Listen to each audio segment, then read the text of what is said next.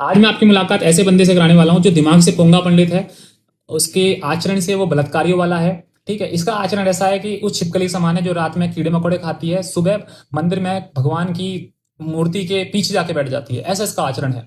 मैं ऐसा क्यों बोल रहा हूँ, आप इन ऑडियोज को सुनिए। बात ठोकने की है या ठूसने की, तो तेरी माँ की चूत में भी ठूस सकता हूँ मैं अपना पूरा का पूरा। ठीक है, तू बस एक काम कर, काम क्या है वो बता, नहीं तो अपनी माँ का कोठा संभाल जहाँ वो 20-20 रुपए में अपनी टांगे उठाती है। ठीक है, माँ पहले चुदवा लेनी थी मेरे आगे कि तेरे को काम क्या है मेरे साथ। तेरे जैसे 3600 की बहन को घोड़ी बनाना होता है, मैंने पता एक एक की सलवार खोलने में भी कितना टाइम लग जाता है। तो तेरी माँ जैसी 10 रंडियों को मैं तो चोदता हूँ सिर्फ, ठीक है, और तेरी बहन को तो मैं 36 को चोदता हूँ।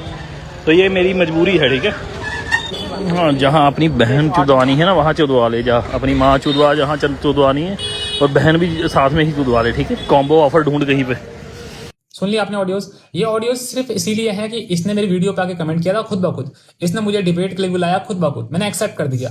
देन उसके बाद मैंने इसको सब सामने से आके पूछा डिबेट के लिए, तो इसने मुझे पहचानने से इनकार दिया कि भाई तुम कौन हो, ये तेरे 36 आते हैं 36 जाते हैं। पहली बात, अगर मेरे जैसे 36 आते हैं 36 जाते हैं तो मेरी वीडियो पे कमेंट करने की जरूरत नहीं थी, स्टोरी मेंशन करने की जरूरत नहीं थी, तो मैं पहचानने से इनकार करने की जरूरत नहीं थी।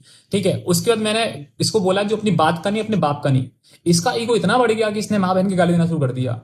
एज अ मैन, अगर दो लड़कों के बीच में बात होती है तो मैं लड़के से ही बात करूंगा, किसी की बहन या माँ के बारे में नहीं बोलूंगा। लेकिन इनके वेद शास्त्र, इनका धर्म इनको यही सिखा रहा है ना। ये पीडीएफ सेल कर रहे हैं, अपना सनातन धर्म कोर्स सेल कर रहे हैं जिसमें ये गालियां ही सिखाते होंगे।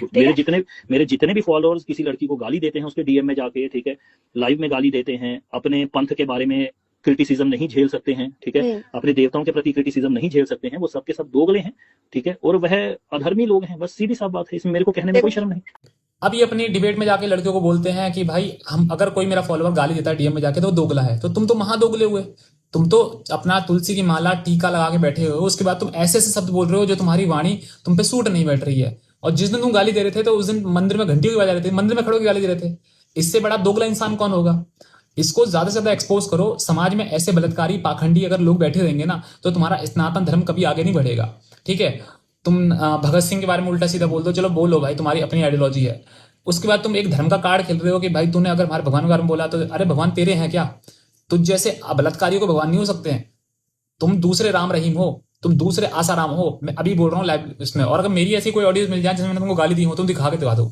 ठीक है, तो दोबारा बोलने से पहले सोचना कई बार कि ना, कि भाई किसी की इज्जत भी होती है। रक्षाबंधन आने वाला है, तुम इस लड़कियों की इज्जत ऐसे करोगे ना।